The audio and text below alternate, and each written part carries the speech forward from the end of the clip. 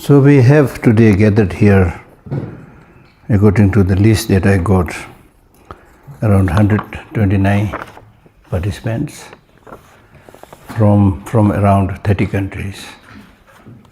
This is a very good gathering to know each other. And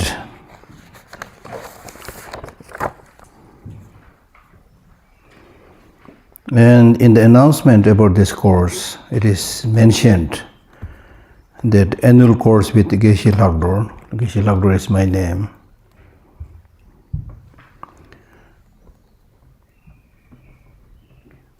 Awaken your profound nature by understanding your mind and emotions. This is the rough title. Special residential course, appropriate for beginners and advanced students. So the topic of this course will cover cyclic existence, samsara, negative emotions, karma, and the 12 links of dependent origination.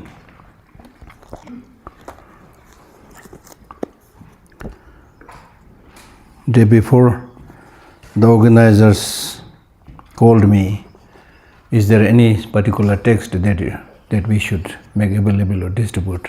I said no. But then I find this book that the library has published, The Essence of the Stages of the Spiritual Path. So probably the organizers will make it available, order it from the library, or you can just, those of you who are interested, give the list and then accordingly they will order whatever, and the Kumbhela will do it. It took several years for us to complete this book. When I travel around, then I carry the Tibetan version of this book, which is not only the outlines of the famous text by Tsongkhapa, Stages of the Path. It not only has the outline, but also has a precise explanation of all the outlines. So this is really like the guidebook wherever you go, because then it is like road map, the process of practice. So I think this will be very, very useful. So I'm selling the books also, see. It's important, right? Once it is published, it has to be useful.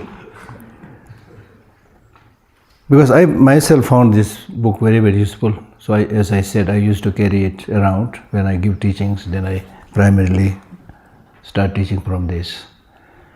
And then I said, okay, let us translate this into English. It took several years to translate this. It's a little bit technical, but we did it, so I want to make it useful.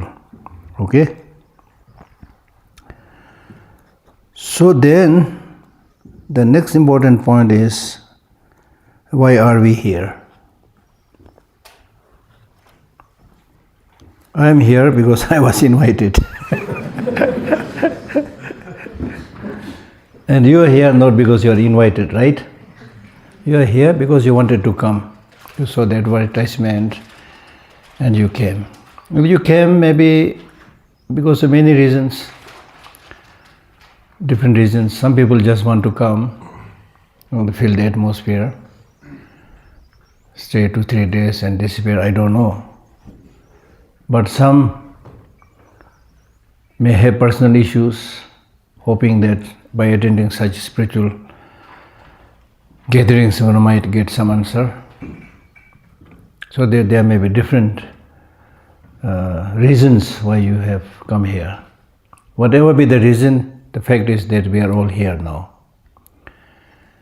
And I am not here to waste your time.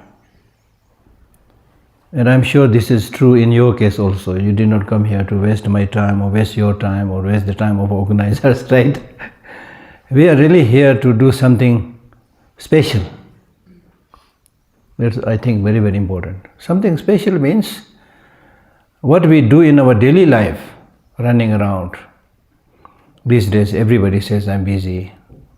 Nobody knows why you are so busy. right?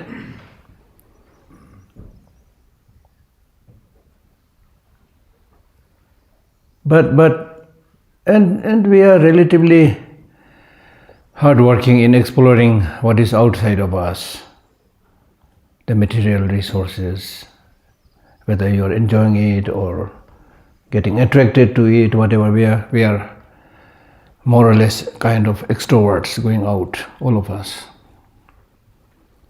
And we don't really get much time to sit still and reflect within. The source of all the happinesses, the source of all the sufferings and problems that we see around in the world basically lie within us. It depends upon your mental attitude. So the important thing to know is that we have this hidden treasure, hidden power within all of us. And we hardly see it because it's an invisible energy. You call it mind, but it's not concrete, like a physical, corporeal thing. And we have this tendency to ignore what is not visible, what is not, within the sight of your five senses. We have this tendency to ignore it, and at our own cost. And I have started saying that most of the problems that we are confronting today in the world is clear indication of starvation of human mind. Starvation, I'm using the word starvation. Because for our body, we give so many things, breakfast, lunch, dinner, in between Kit Kat, whatever, so many things we give, right? I'm not saying you are good in taking care of your body. There also we are like small kids, most of the time consuming junk food, which is really not good. But still, at least we are doing something. But I'm nobody to judge you with but this is my kind of presumption or understanding. So the question is, what we have been doing for our mind. I'm not saying you're not doing. That's why I'm saying I'm not judging you. You may be doing many things more than myself, who is supposed to be teaching right now. You may be doing many more things. I rejoice if that is the case. But in the case of most of us, we are ordinary human beings. We are attracted to fleeting pleasures, sensual objects, right? And we get so attracted to these things and so obsessed with this outside physical marvels or gadgets, whatever. We don't get time to reflect within oneself, and therefore we have no time to know ourselves. We hardly know oneself, to be honest. Who you are, what is this I, thing called I? We have not much idea. That is the problem. So by attending this kind of session, what we are trying to do is to recognize few things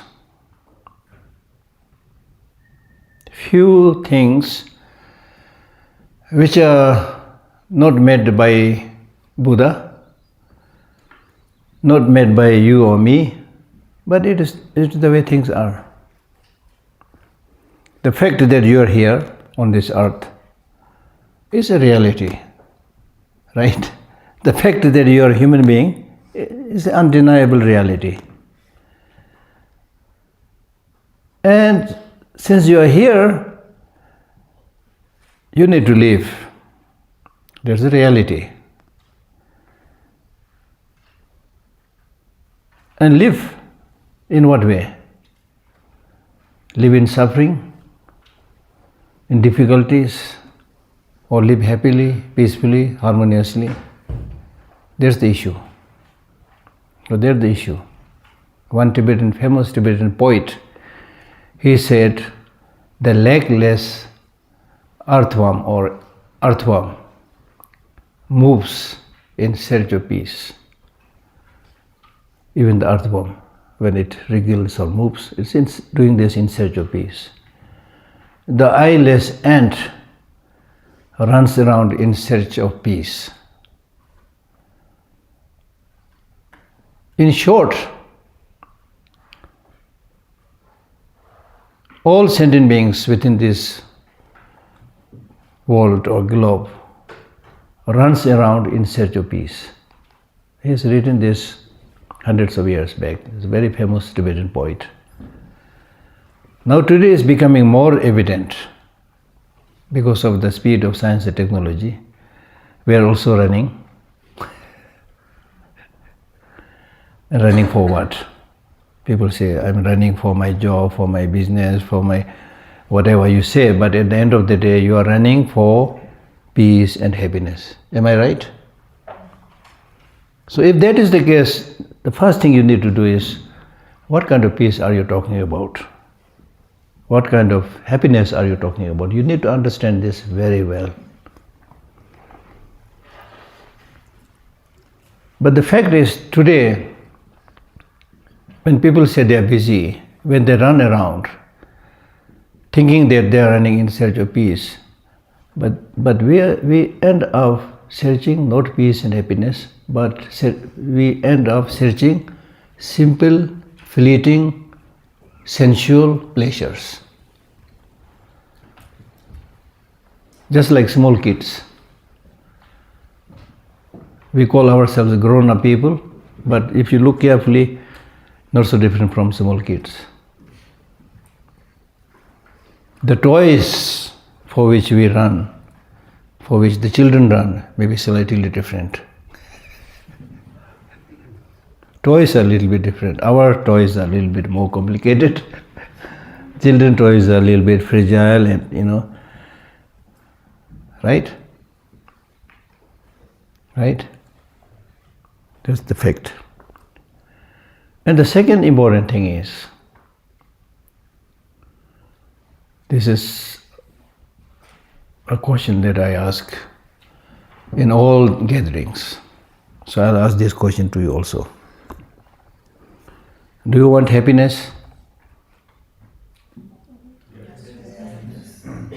Yes. For how many days?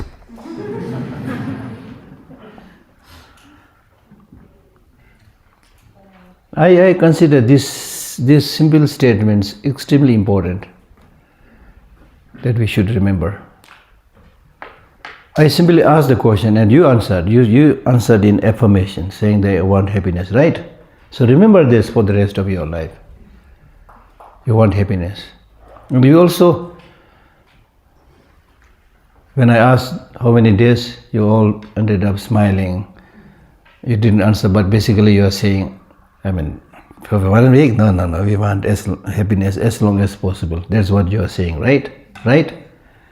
So for how many days you want happiness? Then you say, as long as possible. If you are Buddhist, you will say, I want happiness for many lives to come. Buddhist or anybody who believes in life after death, then we plan for happiness for many years to come, many lives to come. Well, even otherwise, at least for this life, I want happiness. That's correct. That's correct, absolutely correct. But then this is just want. Just by wanting something, you won't get it. If you want it, you need to do the things by which you are able to obtain it. In other words, what are the main sources? I'm trying my best to use the right word. I'm not just saying the only cause, the main cause. Because you might get some fleeting happiness and pleasure even with the sensual objects. But I'm talking about the main source of this long-lasting happiness. What do you think is the main source of long-lasting happiness? What do you think? The main source of the long-lasting happiness. Is it outside or is it inside? Are you sure? This is not how we live in our daily life. In our daily life, we think the main source of happiness is from outside, from relatives, from friends, from Mercedes car, from latest mobile phone and all the gadgets, right? This is why you need to attend such teachings and sit down and reflect. Right now you are giving a very good answer. because you are thinking. So you are saying, this is not the first time I've asked this question. I ask this question almost all over the world. So now you need to take note of this. The main source of happiness is not from outside but from within. Again, you are correct. But still the answer is vague right now. What do you mean when you say the main source of happiness is from within? What do you mean? You need to elaborate a little bit, yes. Understanding the reality of life. Understanding reality of life and yeah? Mind. Huh? From the mind. From the mind, but still very vague. What do you mean by the mind? Forgiving. Huh? Forgiving. Forgiving, compassion, love, patience, 100,000 answers will be there. The relationship that I have with myself. Yeah. So there can be so many answers. But I'm looking for one answer. Or relatively a solid, good answer. Right view. Huh? Correct clarity of right view. Right view. That's also a good answer. Equanimity. Equanimity. That's also a good answer, yes. Freedom of mind. Freedom of mind is even better. Happiness of others. Huh? Happiness of others. Happiness? From others. Of others. Of others. Happiness of others? Yes, these are all good answer. Good answer, but but not very cumulative. Yeah.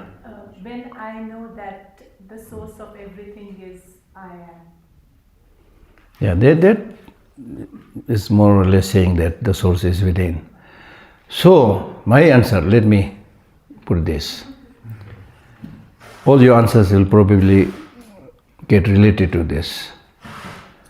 My answer is, when we say that the main source of happiness is within yourself, it means it depends very much upon your mental attitude, your perception, your way of thinking, the state of your mind. There's the meaning. I'm not saying just you meditate and think within, then the dollars will come flying and the food will come flying, Of course, I'm not saying things like that. That's why I use the word main source of happiness is your mental attitude. How you see things, what is the state of your mind? State of your mind, your mental perception. Now when we say state of your mind or your perception, what I'm trying to say is, when I say state of your mind may be negative, afflictive. State of your mind may be realistic, as somebody said, right view. Right?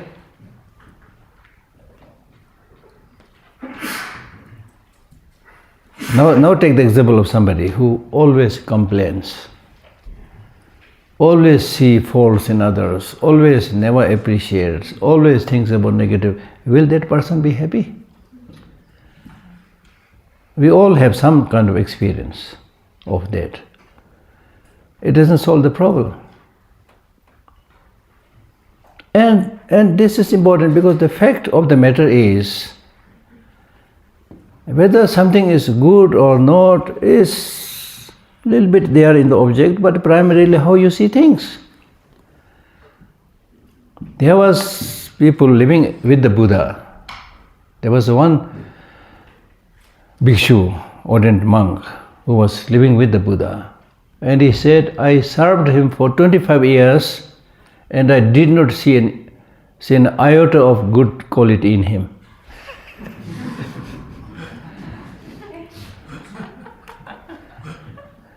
And then look at the other story. His very close disciples, followers, millions in number, who saw all those qualities. So your perception makes huge.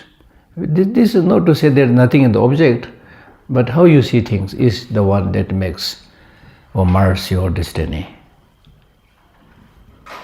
Right? For example, this same situation where we are attending this, with a positive mind, you will enjoy. You will learn Not necessarily because I'm great, the teacher is great, not necessarily, but because of your attitude, your perception, you can learn many things. Even if I make a mistake, you learn from that. Normally we learn more from mistakes than from success. You learn from it.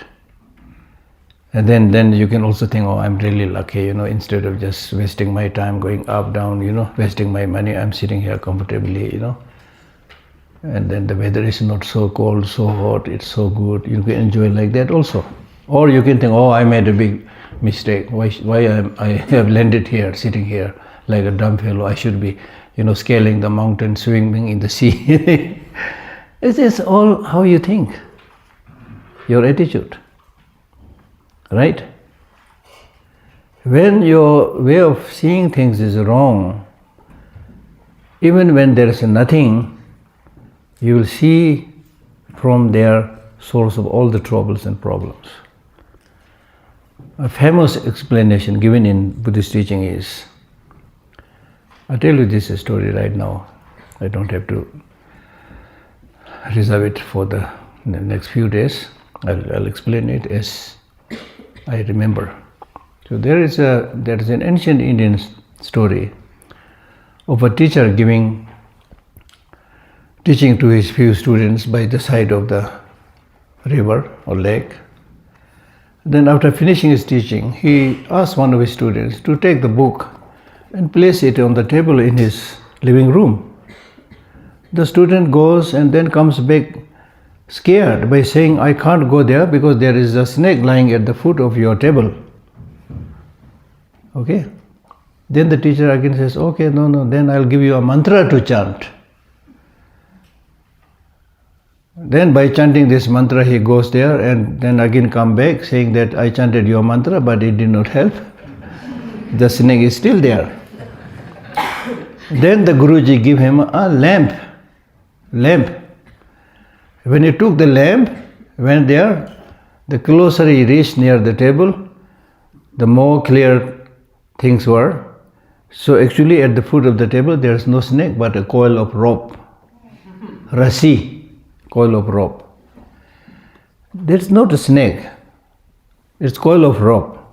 But because of your misperception, misapprehension, mistake, whatever, you develop equal amount of fear as if you are seeing the real snake. This is the point. So much of the fear, anxiety, problem, these are our own mental creation. And many people ask this question, Geshe, I get this fear, that fear, what should I do? The fear comes, depression comes because of attachment to things. For example, I fear death. We all fear death, right? Because of attachment to the body. If you have completely relinquished all kind of attachment to all kind of objects, there's no fear. And fear really doesn't solve the problem. So things like that, that's the point, right? So therefore, when we say the main source of happiness is within oneself, you need to know that mind is primary. Mind is primary. And then the important thing is the state of your mind. Unfortunately, in most of the cases, the mind which is controlling us is predominantly negative, stupid, foolish, short-sighted, selfish. Because of this we get problem. The mind is not able to see the reality from a larger perspective. That's the problem. Right? I had the privilege of attending a conference at the outskirts of New York many years back with His Holiness the Dalai Lama and some scientists. So a scientist made a presentation with data where he said, the more your mind is narrowly focused, the more your mind thinks only about I, me and mine, not others. I, me and mine, very narrow focus. That's what we do all the time, I, me and mine. So the more you are narrowly focused and talk about I, me and mine, the more you are prone to all kind of sicknesses, illnesses, including heart attack. This is scientific finding. And that scientific finding resonated so well with the Buddhist teaching by a famous Indian teacher called Chandrakirti. He has written this amazing text called Entering the Middle Way. So right in the beginning of that text, Entering the Middle Way, Chandrakirti mentions that first you develop this attachment to oneself, then you develop this attachment to what belongs to you, what is mine, and it is in this process you end up circling within this endless cycle of life. Exactly same. So the point that I'm making is, the more you open up and develop a larger perspective, not just get bogged down with your personal likes and dislikes, I, me and mine, a little bit think bigger, that others also similar like you, wanting happiness, not wanting suffering, things like that. The more you will open up, the more you will feel free, the more you will get connected to others. In today's world, because we really practice individualism and selfishness, just for oneself, not care about environment, not care about others. Because of this practice for so many years, and now we see the result, be it air pollution, be it water pollution, be it the fightings that is happening everywhere. See what is happening in Middle East, what is happening between Russia and Ukraine, and what is about to happen between Taiwan and China, and what happened yesterday in Pahalgam. Terrorists shot 26 Indian pilgrims were killed, latest news. These are all because of stupid short-sightedness. I, me, mine, my religion is best, my color is best. There's no limit end to stupidity. Not realizing that we are living on the same earth, same globe. And today what people are doing is, we don't know how to live on this earth and trying to move on to other planet. I mean, there's so many, even from my limited, small mind's view, so many stupid things we are doing. Really. So the purpose of this teaching, this gathering is that we should change and be happy wherever you go. Some people ask this stupid question, which religion is best? And even if you don't ask the question, you think my religion is best. This is like saying, which medicine is best? You can't just pick up one medicine and say this is best because it's pricey. It may be very, very costly, but if that medicine doesn't cure your illness, it's of no use at all, it's junk. So you can say, this religion is best for me, but not necessarily for everybody. Appreciate what the others need. Even families, when sit together for lunch or dinner, children want some soup, father wants rice, mother wants bread. Is it good that the father says, okay, since I like bread, all of you should eat bread, otherwise I'll beat you? It's like that, you see. So there's much to learn, much to learn. You will not get enlightened in one day, but with this change perception, slowly, maybe in a very unnoticing way, change take place. That's very, very important.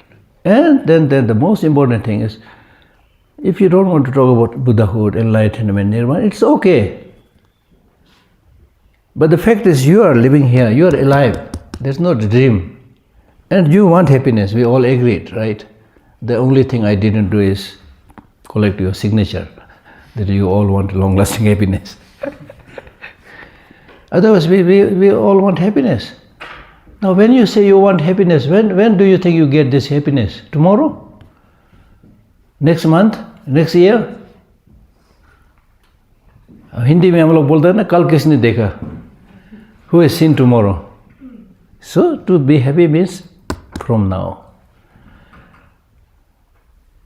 Today there are many reasons to be happy. You are alive, you are not sick, the weather is good, what else you want?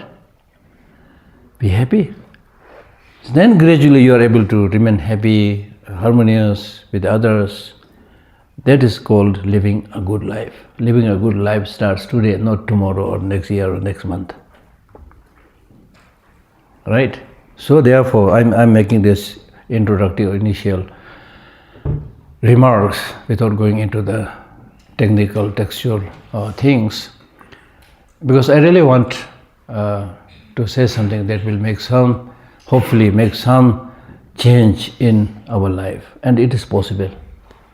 It is possible. Very, very possible. Because I've seen now I'm not anymore young, I'm among the elderly person. So I had this opportunity of meeting so many people, and I can now confirm and say most of us are suffering unnecessarily. Unnecessarily means there is a solution. And you're not going for that solution. You are seeking solution from some outside. Bhagavan will do this for me. God will do this for me. Buddha will do this for me. I'm not denying their importance. But Buddha did not bring this pollution. God did not bring this pollution. These pollutions are created by us.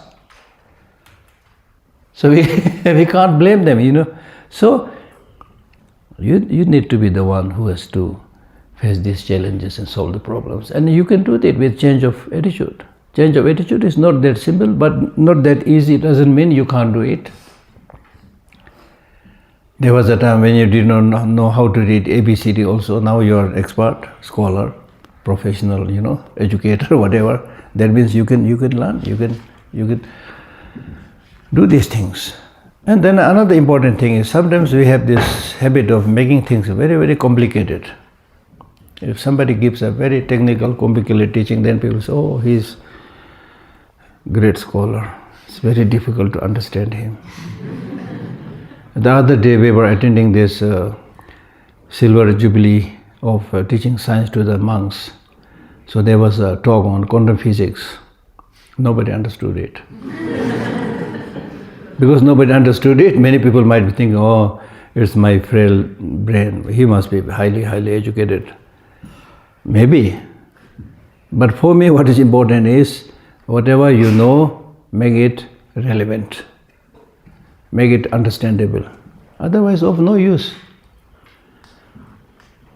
So therefore, education is very important. Education, also the right education. Education does not mean reading, writing and mathematics. Education should not be equated with literacy. Education means human flourishing. Human flourishing. So this, we all of us, the educated, grown-up, senior people have this responsibility to teach our younger generation how to develop some of this very, very important inner qualities. Not just giving them money, not just giving them building, and not just competing with the other members of the society. She is wearing this clothes, so my son should also wear this, my daughter should also wear this. Don't engage in this useless negative competition based on jealousy. Right? Train them, give them guidance and examples so that they become happy members of the human society. And as His Holiness the Dalai Lama, while summarizing the Buddha's teaching, he says, if it is possible for you to help others, help. If it is not possible for you to help others, at least refrain from harming. So simple. If you live just their life, the world will be different. Right? The world will be different. And the world has to be different. The world has to be different. And the change has to come from the people. Right now, unfortunately, the leaders around the world are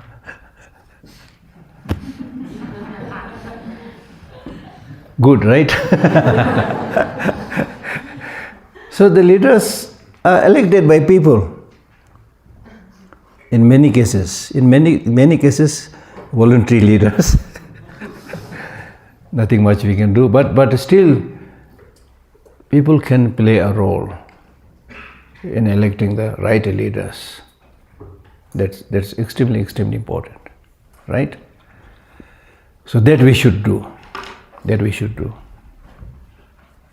Right? So I expect that after attending this teaching, you have important things to reflect, and more importantly, as much as possible, practice a little bit what we study, what we teach. There are many teachers, there are many students also, but I have seen very clearly, including myself, the area where we fail is we are unable to practice. That's the problem. The test of pudding is by tasting it, not talking about it. It's not just like going to a restaurant and read the menu and don't order the food and come back. Don't eat the food. Right? So, based on my own little experience, I urge you to practice it. Change your thinking to the positive. Positive means not necessarily believing in a God or Buddha. That may be good, but when I say positive and negative, the point I'm making is reduce the destructive negative emotions. Increase the positive emotions. Is there an extra mat for him?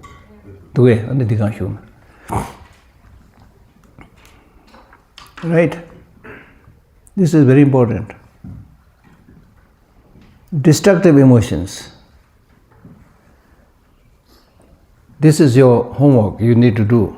Even after this session, you need to find for yourself. Do a research. Which are the destructive emotions? Which are the constructive or positive emotions? You need to find that out. And having found out the constructive emotions, you should make friendship with those constructive emotions. Make it part of your life. Increase them, strengthen them. And with the destructive emotions, distance yourself slowly from these destructive emotions. You should say, gone are the days when you cheated me. Now I know who you are. Get lost. This is Dharma practice. This is Dharma practice. This is what I'm going to repeat in the next 3-4 days. Because this is so important. Now, to be more specific, when we talk about destructive emotions, there are a lot to discuss here. Because according to science, as far as I know, they say emotions, they are nothing negative, nothing positive, they are all necessary. That's a scientific statement. In Buddhism, we say there are positive emotions, there are negative emotions. For example, anger. Is it positive or negative? Huh? Can be both. Can be both. You are both a Buddhist and a scientist. I'm joking. So in Buddhism, anger is destructive. For example, you all want to be a beautiful lady or handsome gentleman, right? But when you get angry, what happened to your facial expression? Do you now look beautiful or ugly? With your golden earrings and makeups and nice, I have no hair, but you have nice hair. With all these ornaments, decorations, you get angry.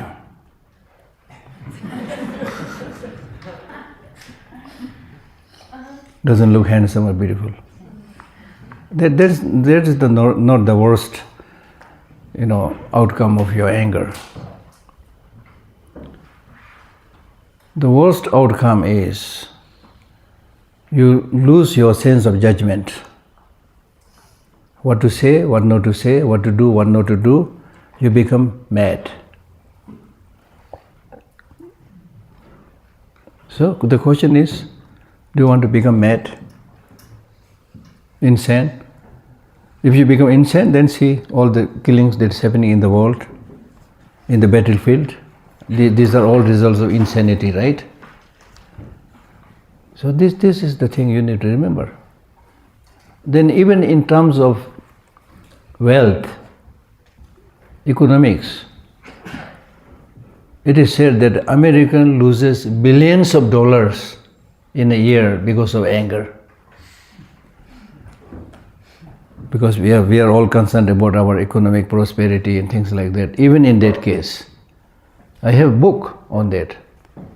When you get angry, then it may be shooting, it may be killing, it may be road rage, it may be fighting with somebody because somebody cut the line, whatever, And then of course, when you get angry, it disturbs your immune system. You are not able to. There's nobody who right in the morning makes a decision saying that today I'll get angry. Is there anybody?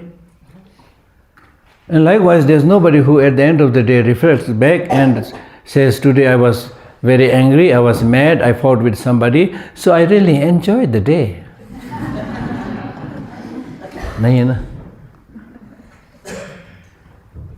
So I'm just counting few of the disadvantages of anger. There may be many more, especially if you go to the state of your energy and physical state when you get angry, whether it's disturbing or imbalancing the body or balancing the body, you can find that out.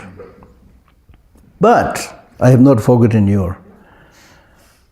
People think anger is useful because there are occasions when, let us say, if there is somebody, I had that experience when I was young in a school. If there's somebody who is always bullying you, right? And then one day you really got angry and challenged that person, and you're able to say something, do something quick because of anger, this extra energy. So because of that, people think anger is necessary. Yes, it is true, you got special energy, but that energy is essentially blind energy. It is unsure whether what you do with anger is going to hit the target or not hit the target. Right? Of course, we can discuss more about those things, but all I'm saying is do some research. There are definitely, among the emotions, there are definitely those that are useful, definitely there are those which are not useful. That's all I'm saying. Okay? But if someone harms you or steals from you, Yeah. should you not get angry? No. If you get angry, you are mad. You will not be able to pay back. For example, when the two people fight, very angry, you are not sure what you are doing, where to hit. If you are not calm and not disturbed, then okay. This is his weak point. So this is not in a negative sense, but what I'm saying is even in terms of retaliating the wrongdoings, if your mind is calm, you can do it much better. Because then if you have to go to the law,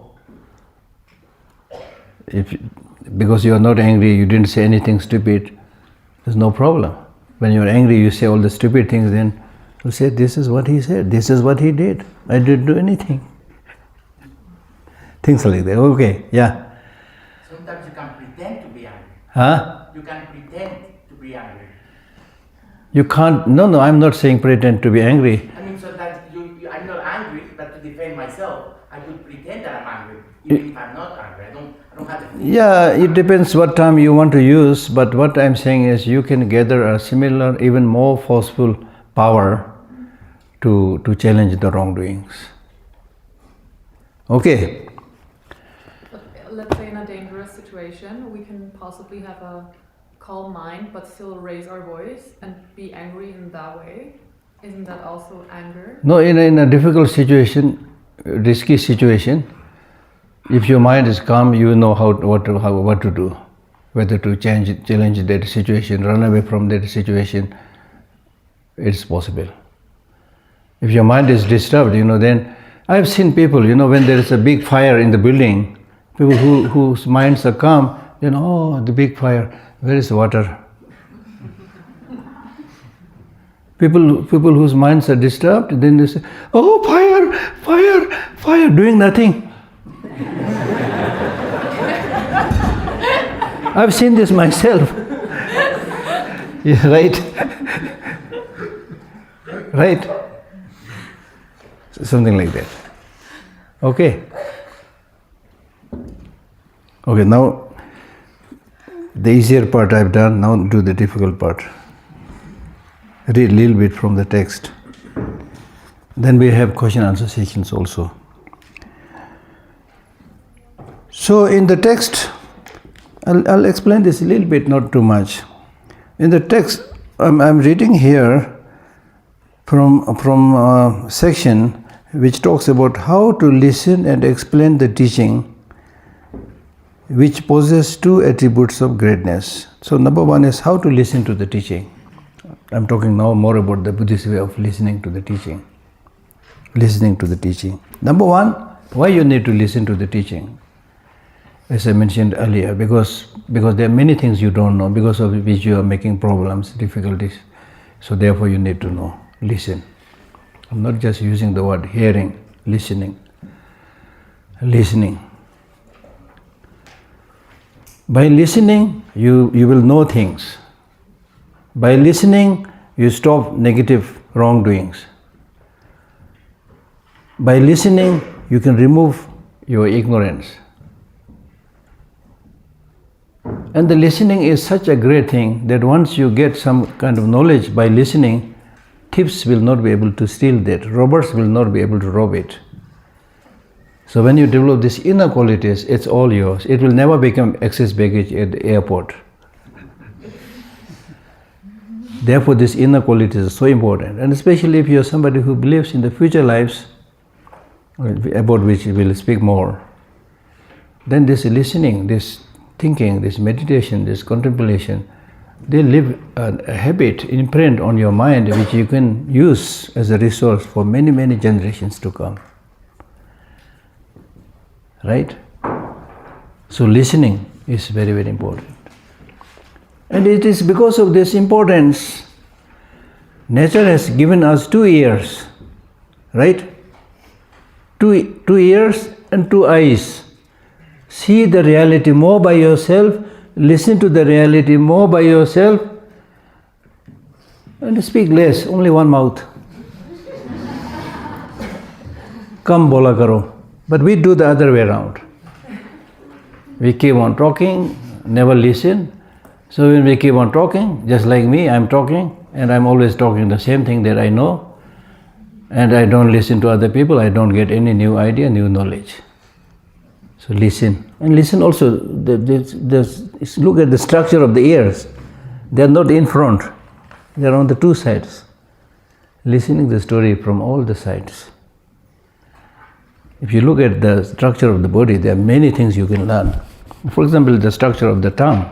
It is deep inside the mouth. It is none of its business to come out and do many things. It's only when the food comes in, then it's your job. And the nose also, the 2 nostrils, not like pig outside. For the pig, it is outside because it is to, what do you say, rummage, I mix up with so many English words. Rummage the darts or whatever. But in the case of human beings, the nostrils are down, which means it's your business to smell yourself whether you are smelling good or bad. It's none of your business to smell others. Something like this. Yes, I read some books, about the significance of this bodily structures also. Then if you look at the bodily structure, your human nails are, number one, not very long. Some people prefer to keep it long. They keep it long, it really is very obstructive. The girls, some girls, they put it very long, then put some nice yellow, other paintings on it. It looks pretty, but in their day-to-day work, it may be obstructive, whatever. Anyway, the point I'm making is this nail may be good for us to scratch our body, our head a little bit, but it's definitely not good for killing other animals. Our nails are not like the what do you call it? Tiger, lion, and then the birds, like that. Because they need this very tough nails to prey and kill other animals. Then also the teeth. Many of us are, non-vegetarian, we do eat meat, but it's not meant for killing other animals like tigers and lions. It's more like herbivorous than carnivorous type. Right? Then the long hands also for hugging. For hugging. And then the nice fingers also for shaking hand. It's not for eating. I remember this very well. In Varanasi, when I was His Holiness, the Dalai Lama's translator, His Holiness was sitting here. He was speaking to the Brahma Kumaris. So I was sitting on his right side. So he was saying the same thing I was saying. And then he said, "This is not for hitting." And he hit me actually. And I nearly fell from the chair. So I remember this very well. Right?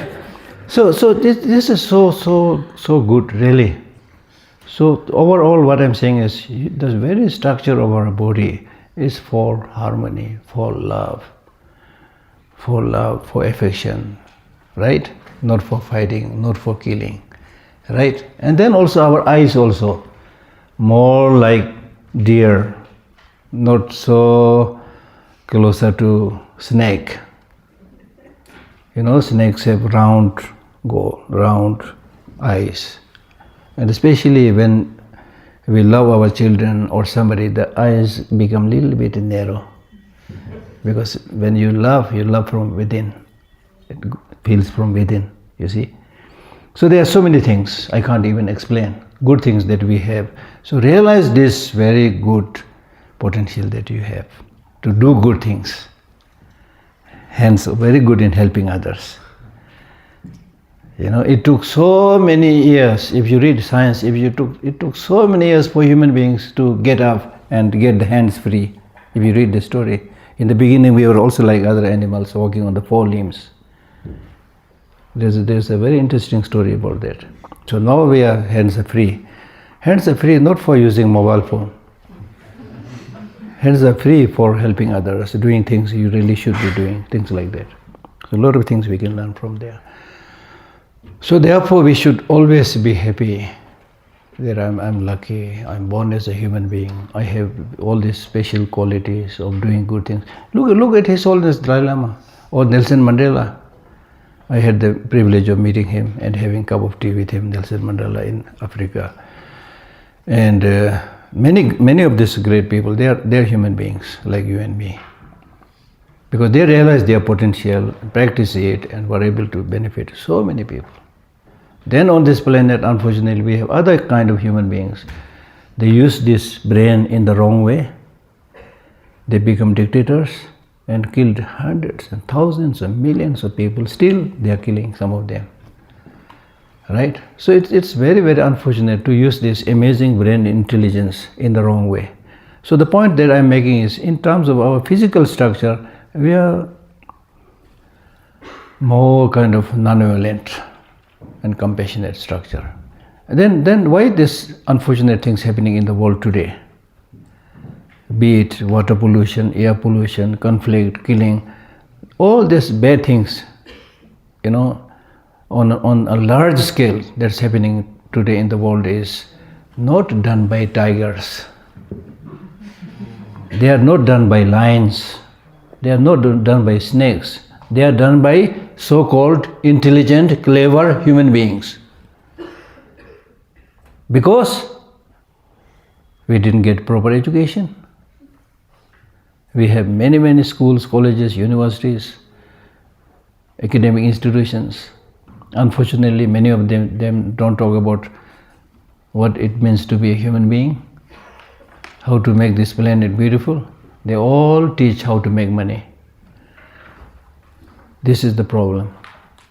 This is the problem. So, therefore, today all these problems that we see in the world is done by human beings because we use this amazing brain intelligence in the wrong way. Use this brain intelligence to invent nuclear bomb, nuclear warheads, atom bomb, now hydrogen bomb and so forth. And many, many other things. And others who may not be so destructive at a first glance, but they are focused on only making money. So today we live in a world where majority of the natural resources are used by a small percentage of so-called rich people, and millions are not even getting enough food to eat, don't have enough food, place to live. This is because humanity lacks sense of responsibility, love, compassion, and things like that. As a result, only few people get rich in every country. Only few people get rich. Only few people use these complicated technologies. Now they are talking about artificial intelligence, which majority of people have no idea how to use this technology, how to even go to an airport. So I don't really, for me, I don't call this development. Kind of distraction.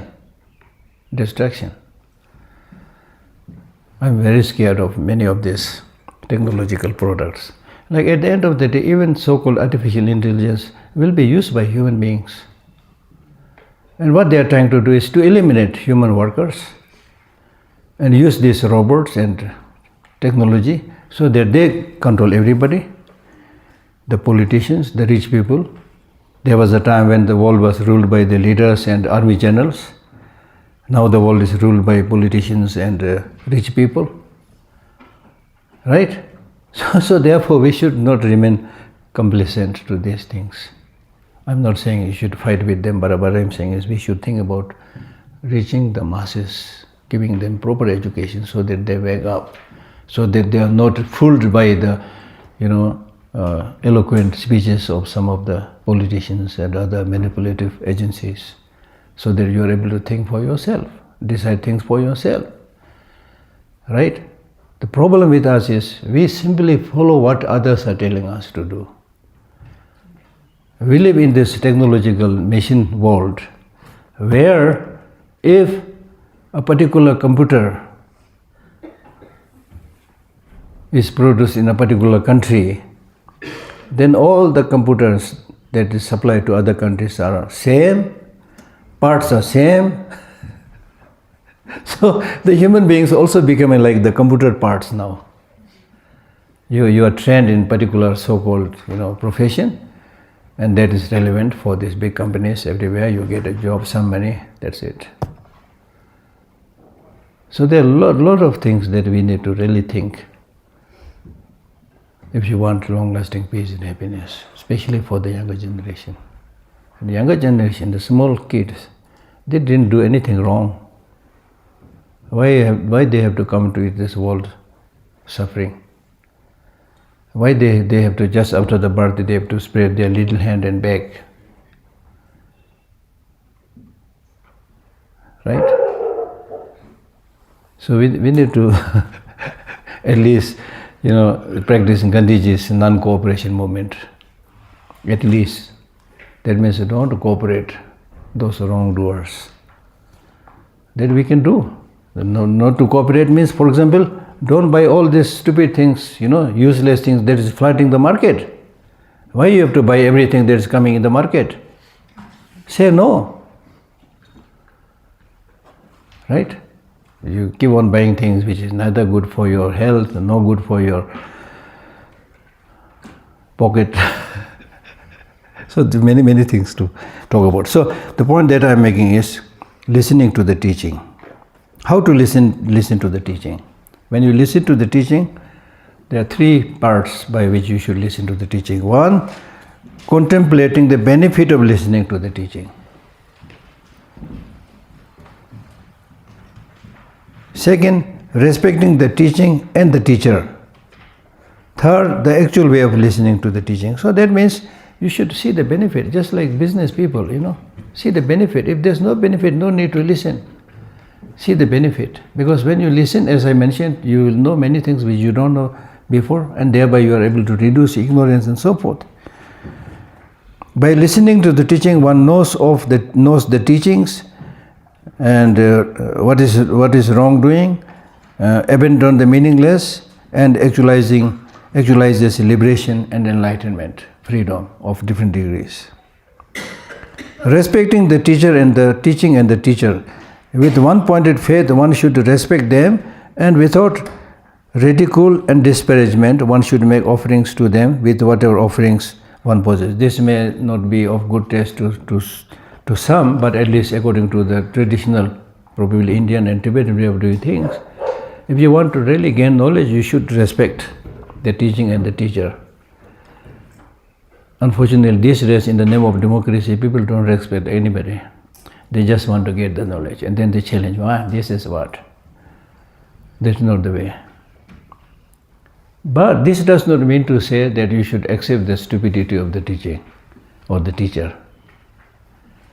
This is also very important. Sometimes in the Indian Tibetan tradition, we have so much kind of faith, which is actually not faith, it is blind faith.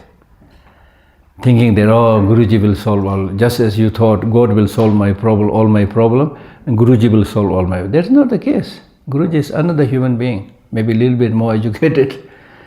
And especially among the so-called Gurujis also, there are so many nasty people these days who are also wearing different clothes, but also business people, selling the teaching, making money. So those things you have every right to not to listen to those teachers or not to follow. It's very, very important. But we are talking about the right teacher.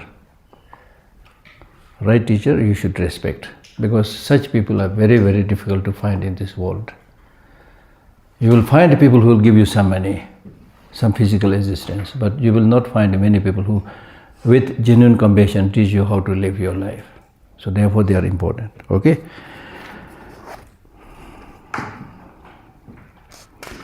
The actual way of listening to the teaching. When you listen to the teaching, abandon the three faults of the vessel. Vessel means pot.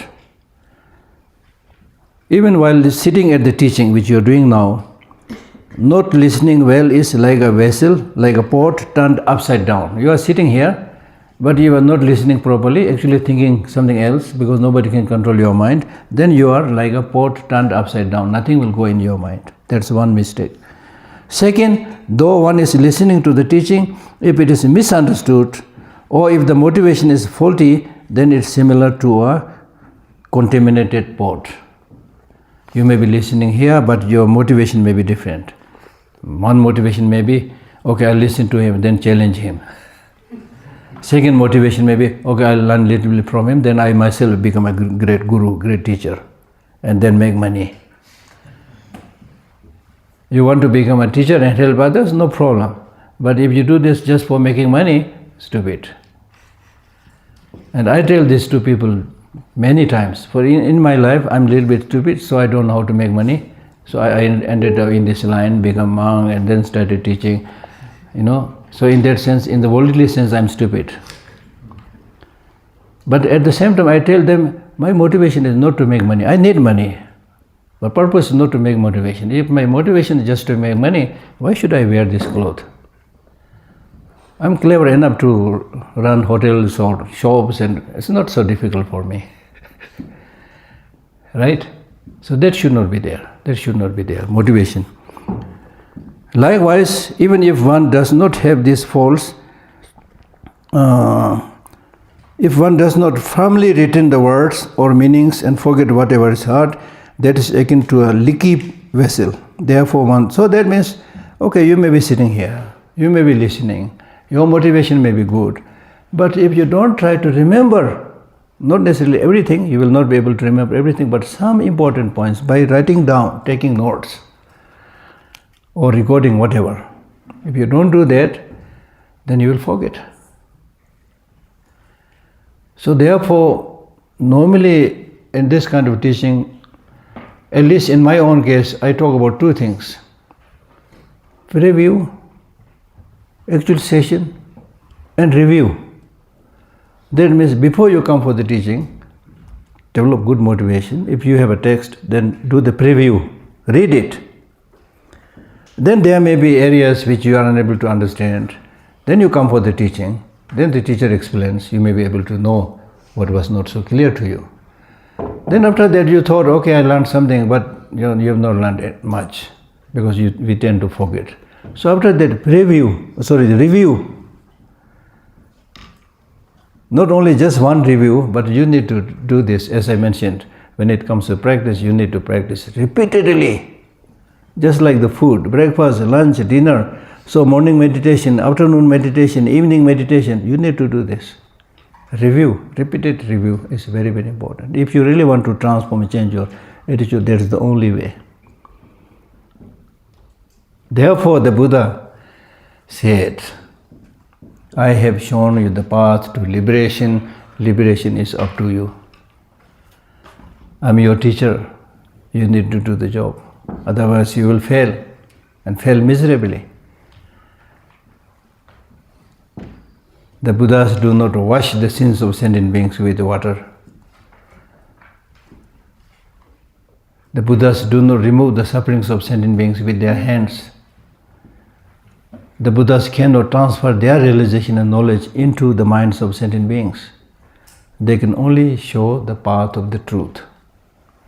And people have to follow it, practice it. In terms of food, you cannot say, I'm hungry, please eat for me. Nahi hota hai na? I'm hungry, please eat for me. Can you say things like that? Sometimes the mother has so much love to the children, when the children are able to eat, she says, I'm okay. There's a little bit of sacrifice, but generally speaking, you can't have your stomach, fulfilled by, when the food is eaten by others. So you have to do it. You have to do it. Whether you like it or not, you need to take care of yourself.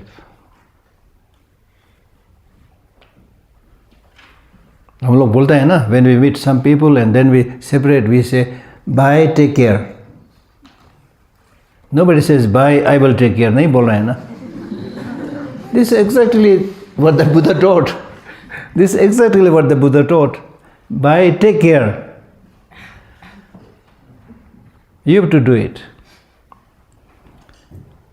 Your best friends will not be able to solve all your problems.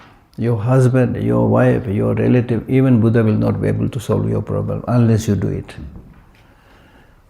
That is the bitter truth. Because your friends will go, husband and wife will go, even before they are dead, they may not be everywhere where you are. This is the bitter truth, you see. And the magic here is, if you take good care of yourself, it is tantamount to taking good care of others. Taking care of oneself is taking care of others. Taking care of others is taking care of oneself. Right? Okay.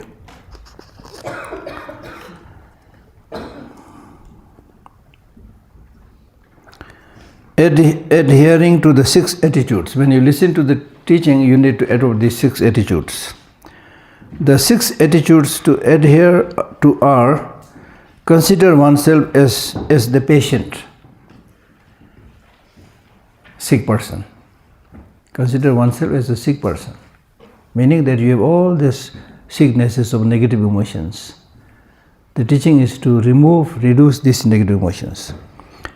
Consider oneself as the patient. This is to recognize oneself as one who is always sick due to the illness of afflictive emotions like attachment, which generate intense suffering. Second, considering the teacher as the doctor, physician. When you are afflicted by a serious illness like wind or bile disorder and so forth, you would search for a skilled doctor and feel delighted when you meet one, listen to whatever he says, and serve and respect him with humility. Sometimes the doctor even says, okay, you need to do, surgery. You do it. In the same way, we should find a person who can teach, and having found one, instead of considering him a burden, we should honor him with services and obedience. Third, considering the teaching as the medicine. Just as a sick person would highly cherish the medicine prescribed by the doctor, similarly one should see the importance of the instructions given by the teacher and with many efforts cherish them and not waste them through forgetfulness and so forth. I told you about the importance of consistent practice and review. Considering the practice of the teaching as the path to recover from illness. Just as a sick person knows that without drinking or taking the medicine prescribed by the physician, the illness will not go away. Similarly, one will not overcome delusions like attachment without following the teachings of the spiritual teacher. Therefore, one should practice the instructions instead of counting the number of teachings received without properly putting them into practice. So sometimes we just count. I attended this teaching, I attended, oh, it was so good. In what way it was good?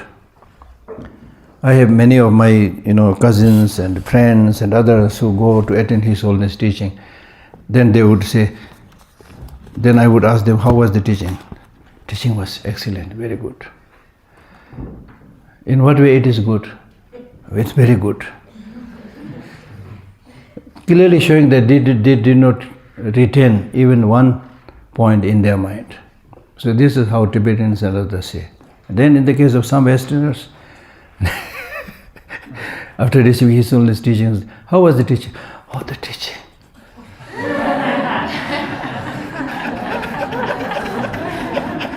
Whatever it means. So I'm not saying they didn't get anything, but I'm simply saying, make sure you got something. You may not be able to remember everything, but something. Right?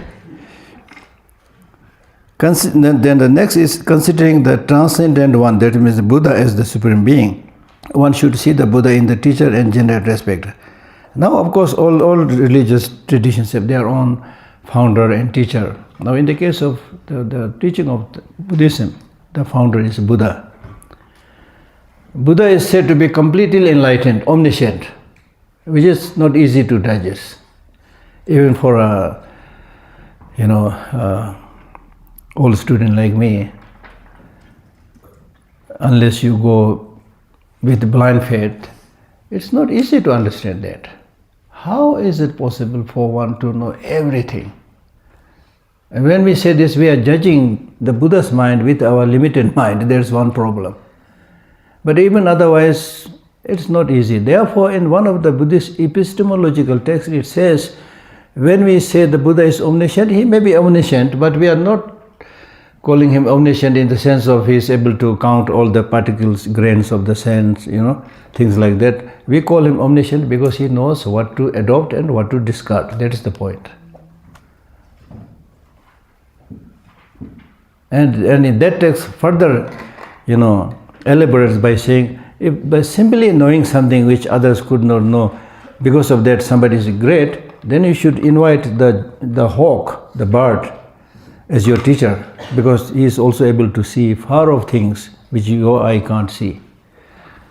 Then you should rather invite the telescopes as your teacher, because it's able to see things which you are not able to see. So it's not so much about it. It's about what to adopt and what to practice. That is also an important point that you need to remember.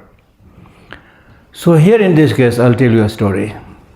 There was a monk at the time of the Buddha by the name Malukya. He had received some teachings from the Buddha. So one evening,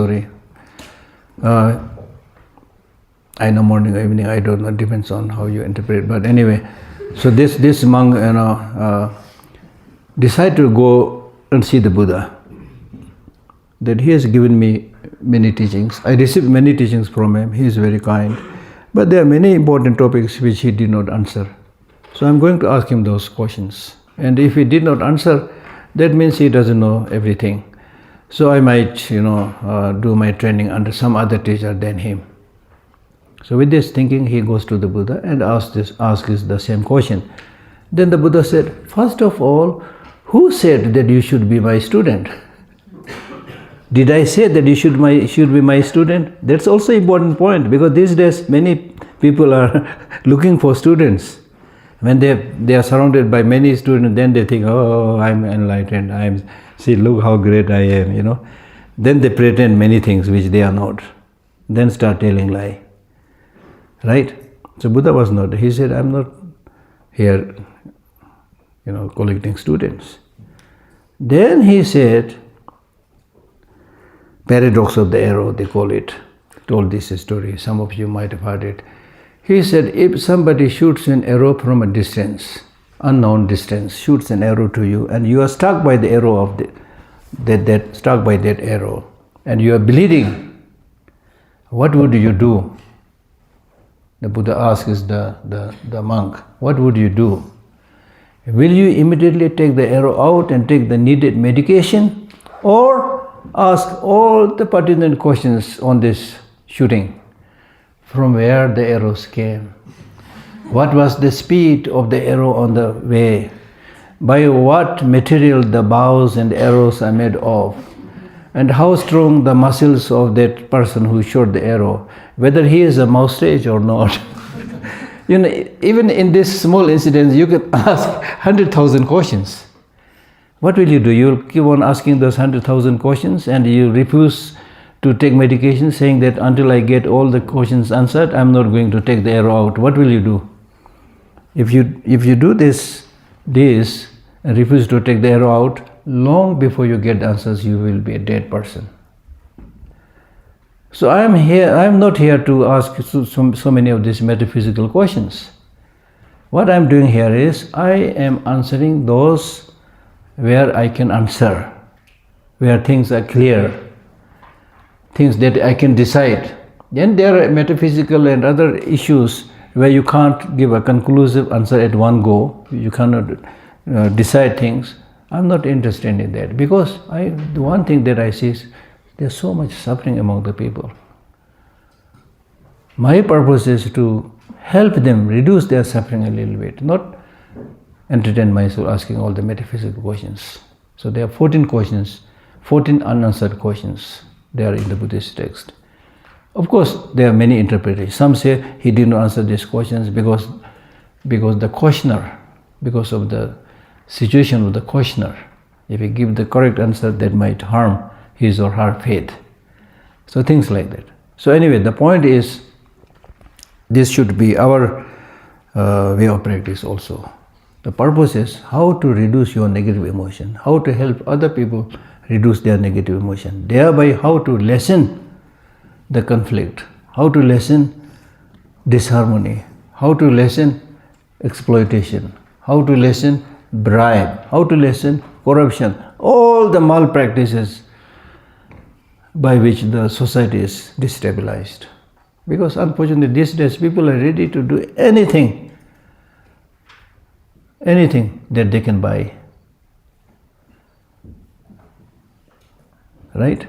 So that should not be there. That's the point. That's the point. Considering the transcendent one as the supreme being. Because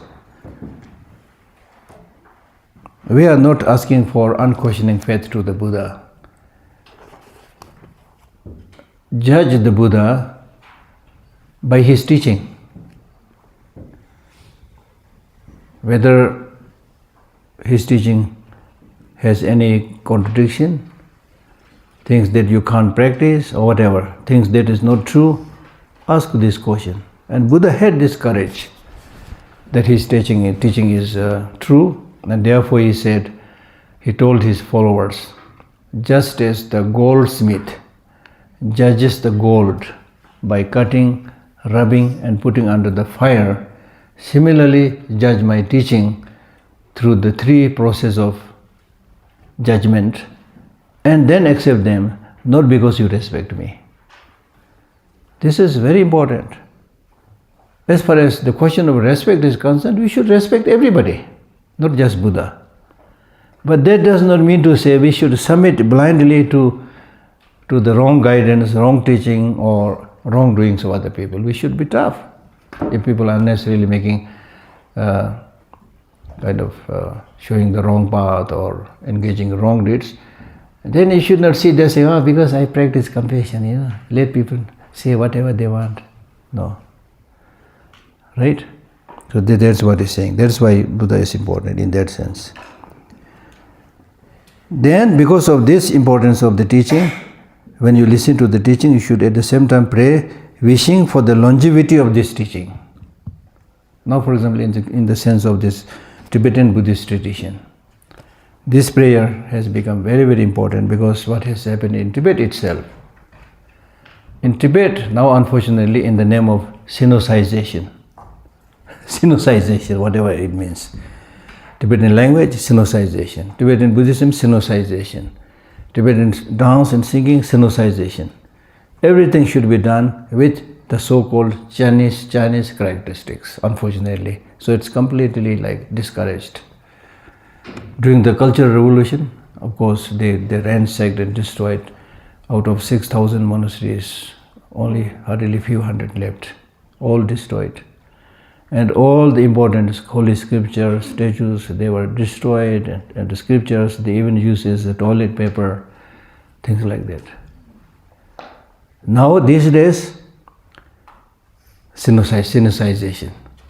They're not violently, but quietly trying to destroy everything from the root.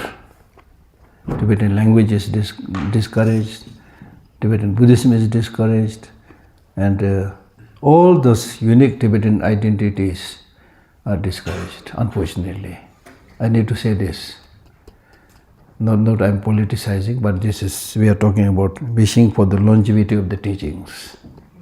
So therefore, those of us in exile, we see it our responsibility and also duty to preserve this very important tradition, not only just for the Tibetans, but this is a world cultural heritage.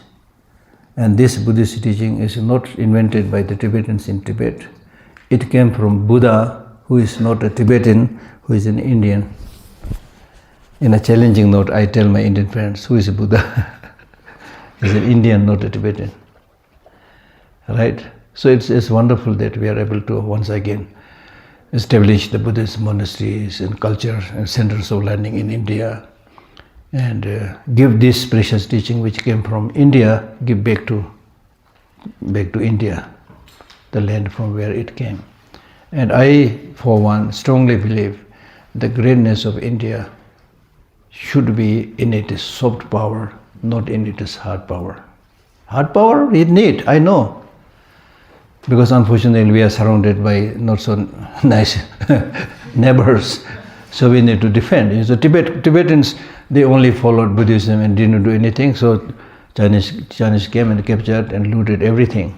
This should not happen. Of course, it will not happen in India's big country, but still, we should not remain complacent. We should defend. But the greatness of India cannot be shown by military might.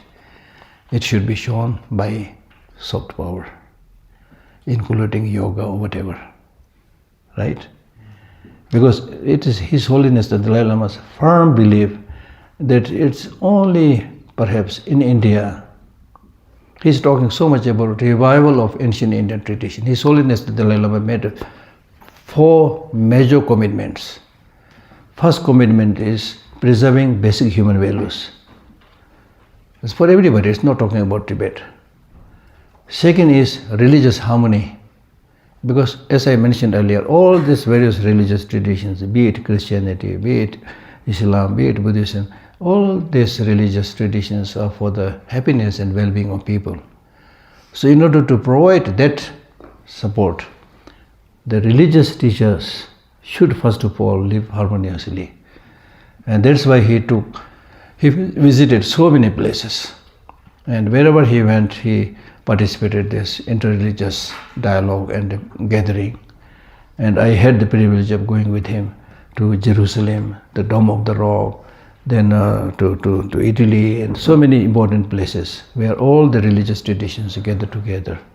So religious harmony, promoting religious harmony. Second. Third, he is a Tibetan. So he must do something for preservation of Tibetan culture. So you can, if you are Indian, number one, human value for everybody. Two, religious harmony. Third, being an Indian, you have to do something for Indian masses also. Similarly with other people also. Then the fourth commitment, which I wanted to explain here, is revival of ancient Indian tradition. Now when he talks about revival of ancient Indian tradition, he is not talking about reviving the rituals and that's not important. Reviving the ancient science of mind. Reviving the ancient Indian art of epistemology, logic. So that there is no room for blind faith. So in this case, His Holiness mentioned clearly, India probably is the only country which can combine this with the modern scientific findings. So it's very important. I want to tell you this because here we have almost like 40 Indians participating. So we all have a job to do, something important to. Okay, so maybe few question answers.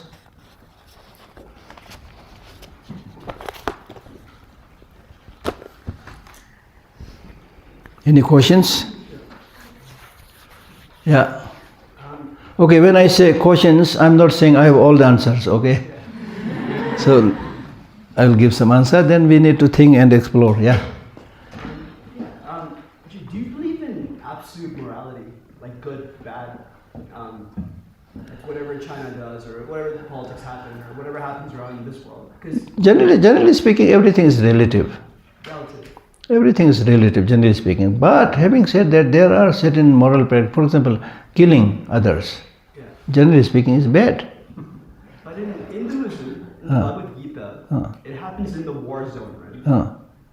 During war. Yeah, I read that, yes. And they do believe everything is Maya, everything is somehow an illusion in this world. No, that is true. In Buddhism also we say, everything is illusion doesn't mean you are not there. Now, this is a very tricky part. This morning I was jotting down something. I'm tempted to read it.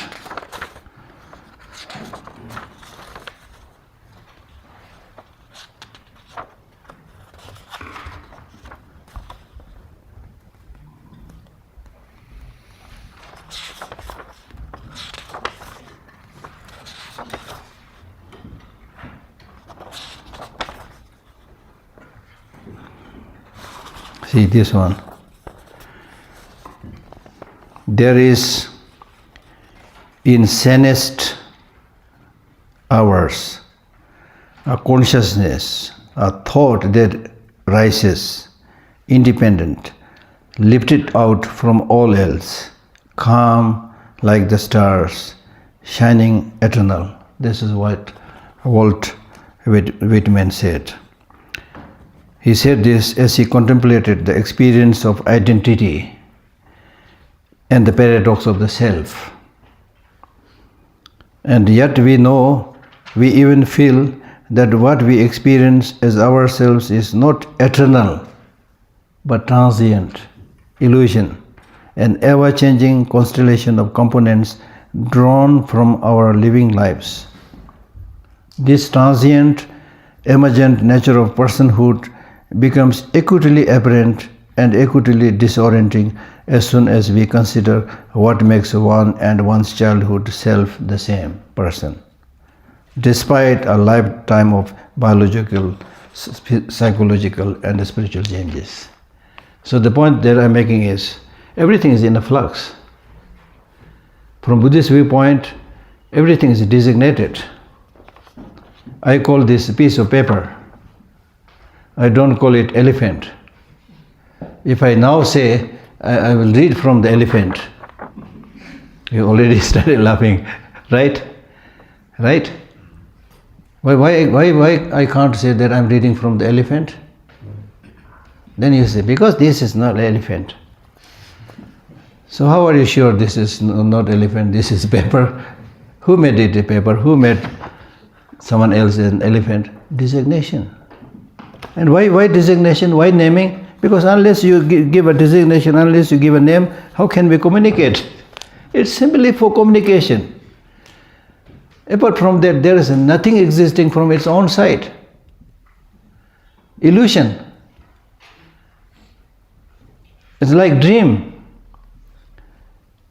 Dream is a very good example. For example, tonight you go to bed and sleep, very sound sleep, and you get a wonderful dream of winning 1 billion euros.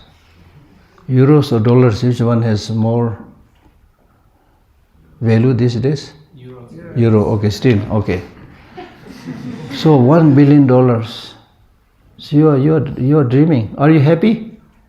When you're sleeping and dreaming and you get this kind of dream, in that state, are you happy?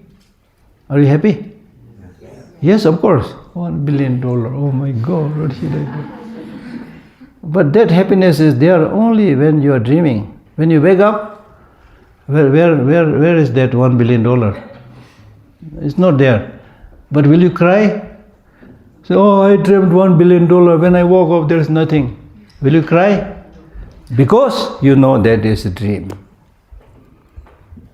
While you're dreaming, you enjoy, but when you wake up, you know that there's no $1 billion, but still you will not weep and cry and beat your heart because you know it's a dream. So similarly, we live in a life of illusion.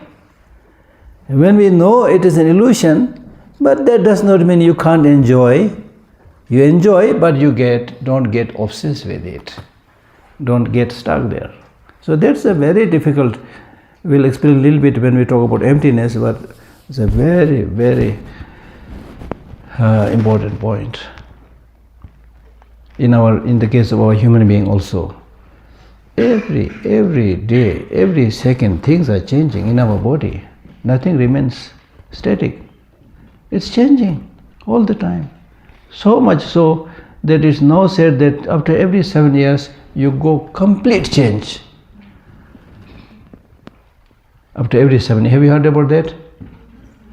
You heard about that. And you heard about the story of the criminal?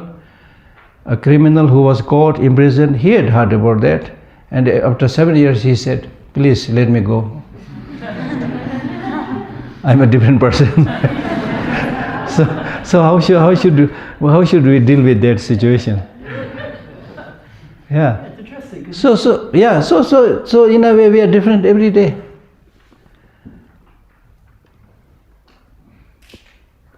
So this is not, that's why some of the important teachings that the Buddha gave us, he speaks about this 4 misconceptions. 4 misconception means what is impermanent, we tend to see it as permanent. What is suffering, we tend to see it happiness. What is selfless, we tend to see it as of having self. And what is impure, we tend to see it as pure. Misconceptions. And it's these misconceptions which is ruining our life. Okay, next question. Yeah. What are the qualities of enlightened being?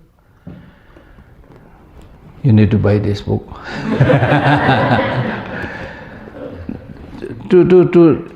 In brief, the many qualities, but qualities of body, qualities of speech, qualities of mind, this all explained in detail in the textbook. But the 2 primary qualities are compassion and wisdom. Compassion and wisdom. The enlightened teachers have that omniscient mind or knowledge by which they are able to teach in accordance with the need of the students, not only now, but in the long run. They also know, because they have omniscient mind, they know from which life they came from, where they are going to go. They know all these details, so accordingly they are able to give teaching. Omniscient ones.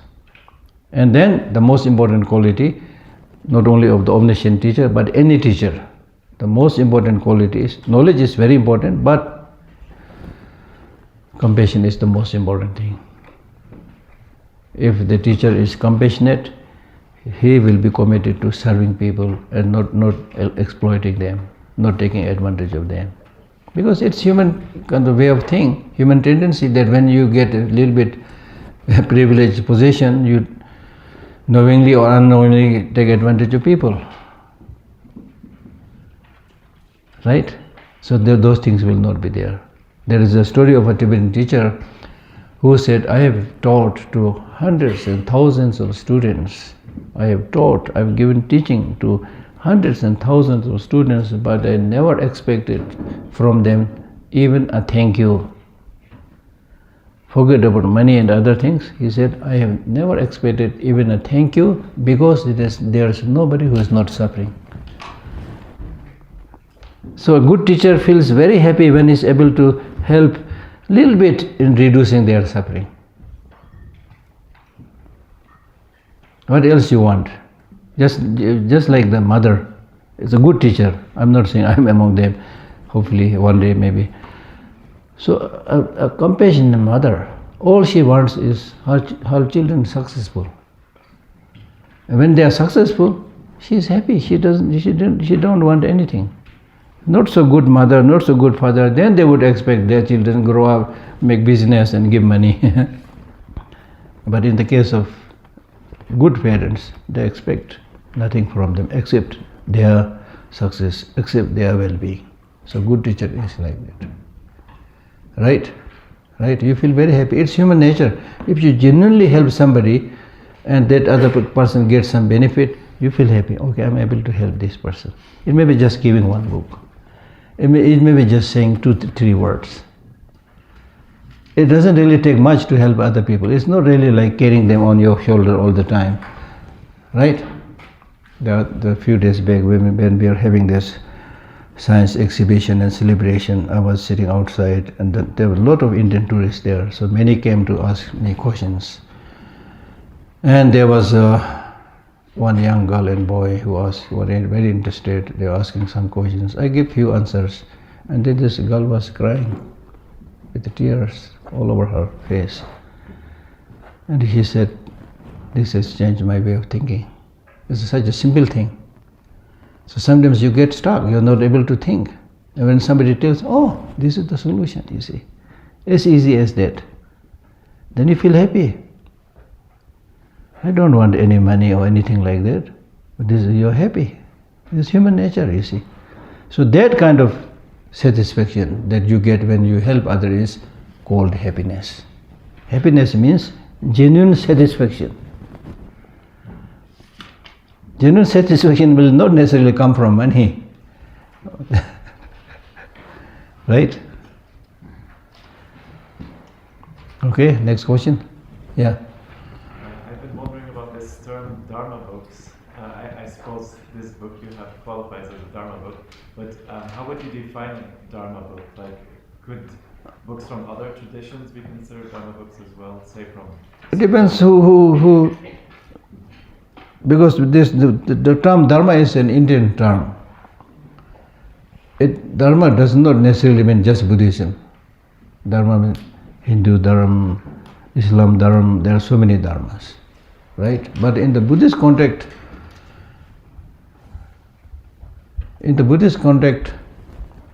Dharma means those teachings and practices which will hold you up from falling down. Hindi में बोलते हैं ना, धारण करे तो धर्मा, धारण करे तो धर्मा, जो आपको गिरने नहीं देगा उसको बोलते हैं धर्म. Because through this practice you will not fall down. You will stop doing the wrong things that will help you. So this term dharma has almost like 80 different words having different meanings. In general, everything is dharma. When you don't talk about spiritual practice, then everything, you are dharma, I am dharma, this flower is dharma. Because when we say everything is dharma, phenomena is dharma. So there, dharma means anything that maintains its own identity is called dharma. So you have your identity, I have my identity, this is called dharma. But here when we talk about dharma practice, especially in Buddhism, when we talk about dharma practice, then dharma refers to liberation. Because when you reach that state, then you are without suffering, without problem, dharma. So with that aim you do the practice. Okay? Yes. Firstly, thank you so much for being here with us and sharing your wisdom. My question is, in my inquiry, I've been looking into what in the Hindu and Sikh tradition is called Nirguna Brahman, Ah. reality. Yeah. And when I look into emptiness, Yeah. to me it appears to be the same fundamental description. Yeah. Am I incorrectly perceiving what's going on, or is that also correct in your view too? Yeah, actually this all came from Indian tradition. I recently bought one book comparing the science in Hinduism. I bought one book. So there it is there, this teaching on Nirguna, somebody kind of formless deity or something. And then this concept of Shunyata, emptiness. They all came from Indian philosophical traditions.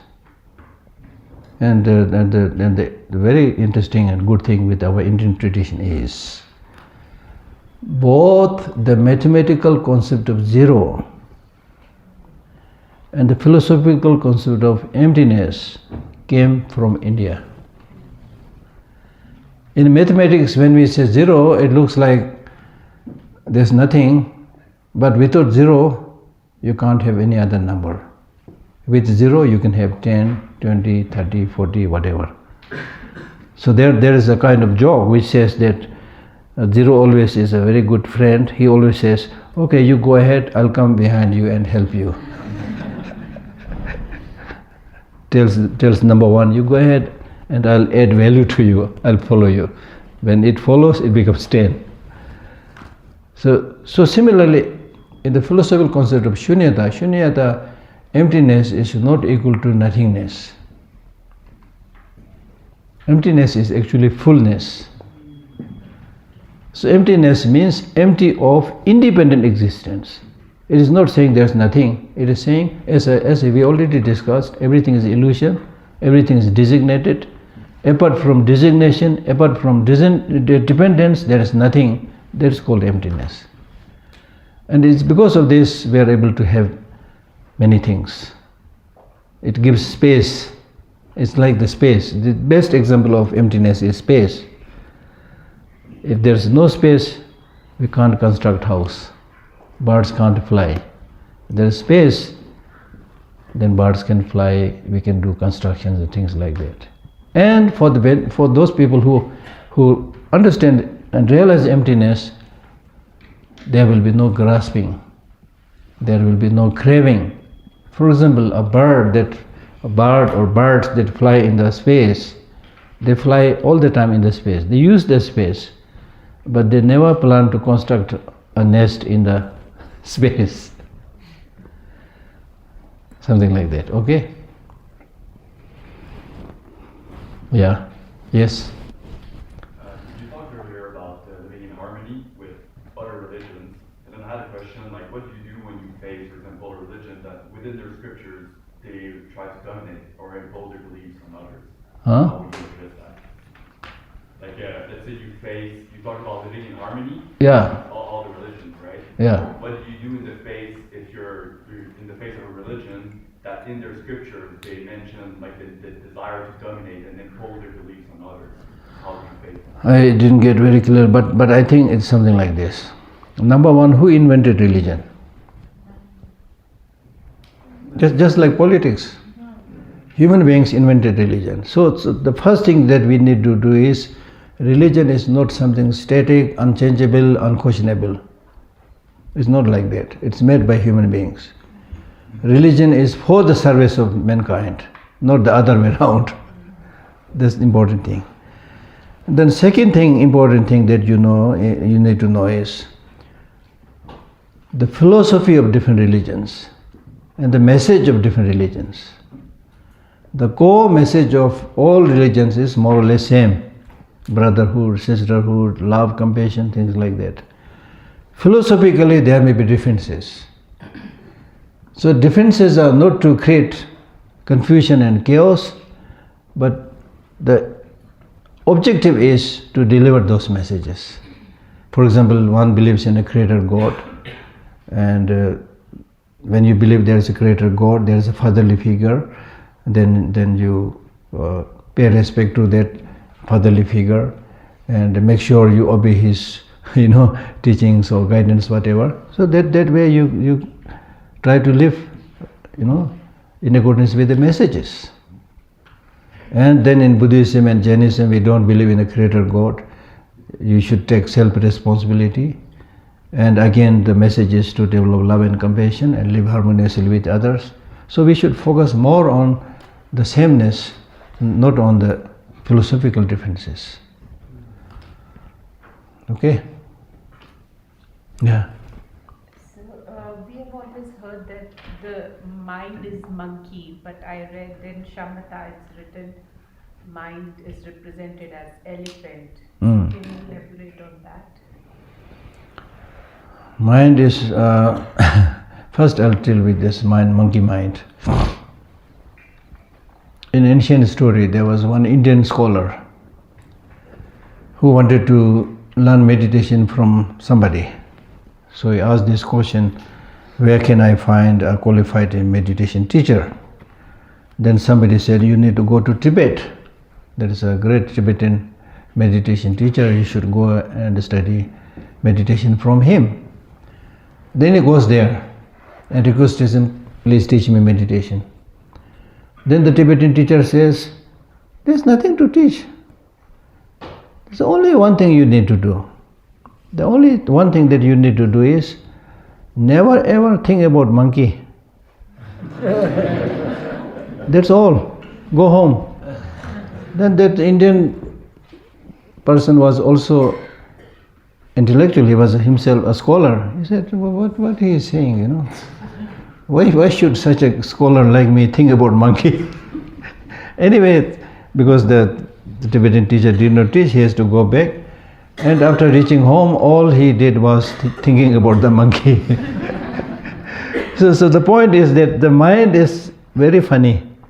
When you ask, like the naughty children, if you ask them don't do something, they feel like doing it.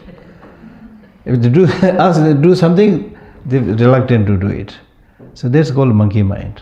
Now in the painting you have this elephant. It's not just an elephant, but mad elephant. In the beginning, the mind is like mad elephant, very difficult to tame. Then gradually, with training, it becomes whiter, then finally very white. Yeah. Okay, one more. Yes? How to embrace negative emotions? Embrace. Don't embrace. Distance yourself from negative emotions. But I know what you are saying. Embrace means accept that it is there, but then you should know this is not good for me, this is destructive, so you should reduce it, distance it, then gradually complete eradication. Right? Okay?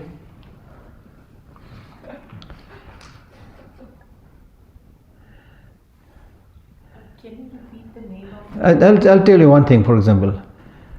This attachment, anger, jealousy, in Buddhism we call them enemies.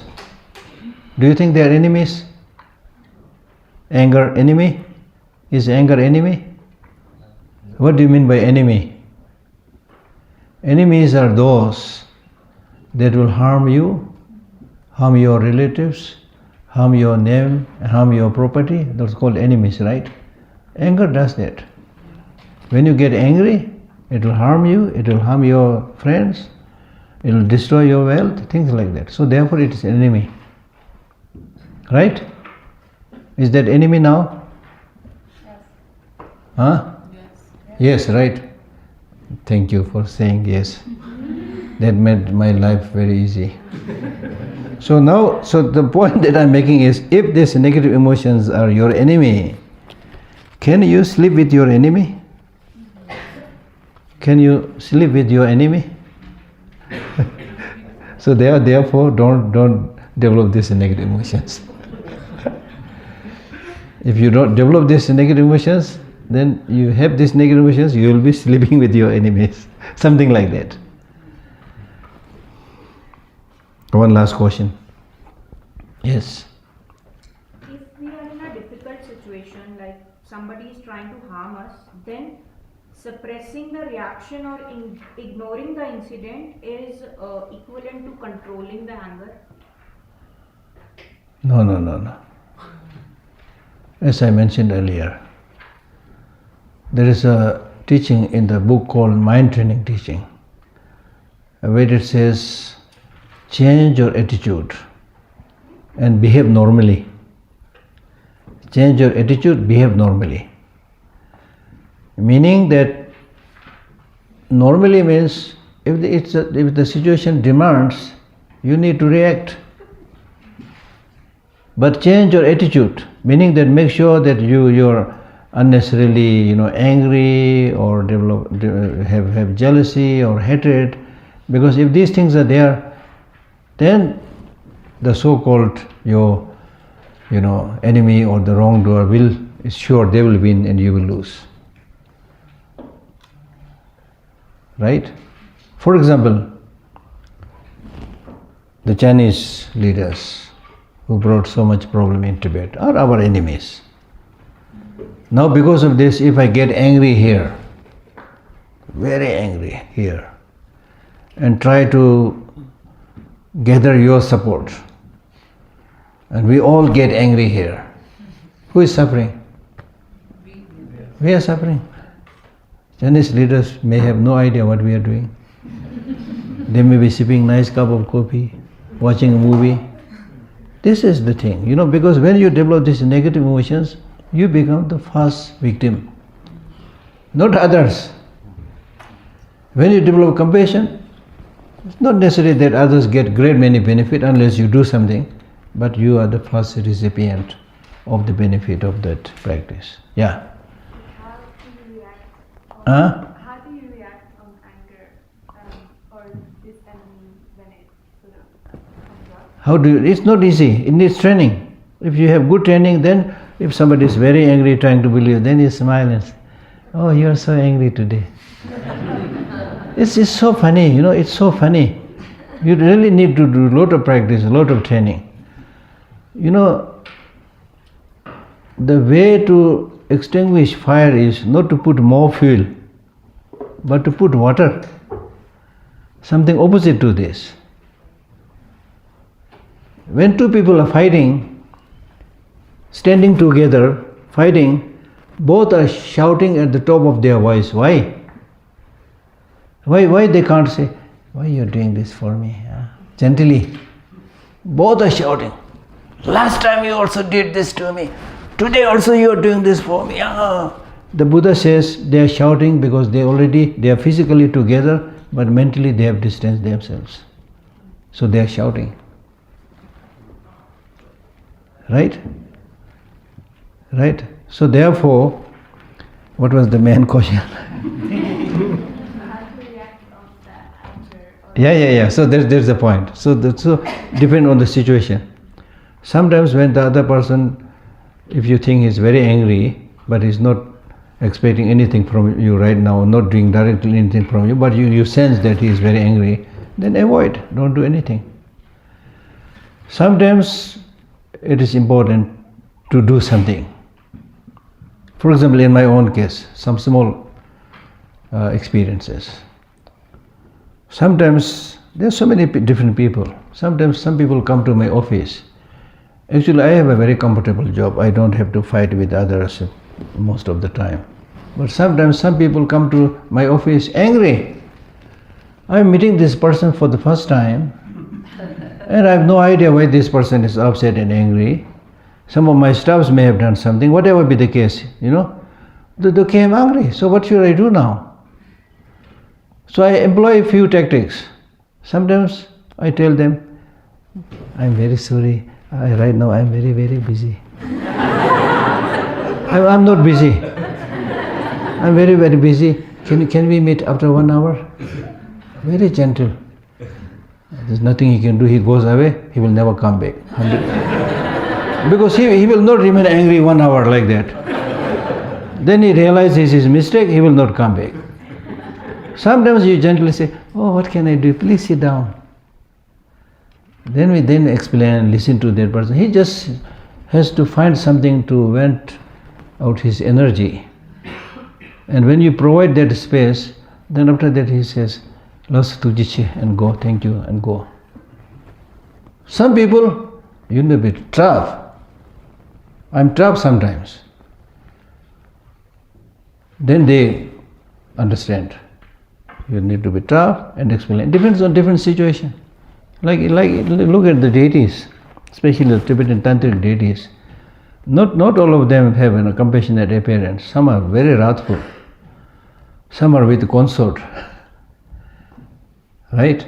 So this is not to teach sexology in Buddhism or things like, but this is to teach how different people can be tamed with different methods. For some people, if the boss or the leader or the deity is a little bit wrathful, they feel more protected, so they like that kind of deity. Some people, they like more compassionate teacher, compassionate leader. So it depends on the people's, disposition. Thank you. Have your lunch. Then we come back at 1:30.